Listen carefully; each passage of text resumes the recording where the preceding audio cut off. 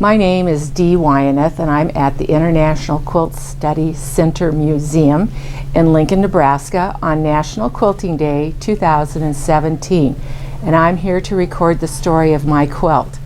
This is my Christmas quilt. I pieced this quilt in Alexandria, Minnesota at the Douglas County Fair, and I can't remember what year, but anyway, a friend of mine, I went up there and helped her at the county fair, and then she said, I want you to demonstrate.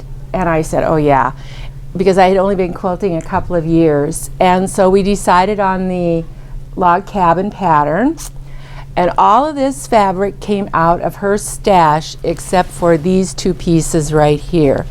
She has used a lot of these colors in her quilts also, but she uses blue, which I do not like as well as I do the red and the green and the tan or yellow. But this is my log cabin quilt. It was my first log cabin quilt that I made. A funny story is this lady came up to me at the county fair and said, your center isn't red. And I said, Sandy picked it out. And then she said something else to me, and I said, the stitches were too big. And I said, Sandy set the stitch length on the 1930s sewing machine that I was using, because this was in the Heritage Building, so we were doing things as they did back years ago. But anyway, so when I got it all done, I was so proud of myself. And the next year at the county fair in Alexandria, Minnesota, I got the blue ribbon on my quilt. So that lady kind of had to eat her words, I guess.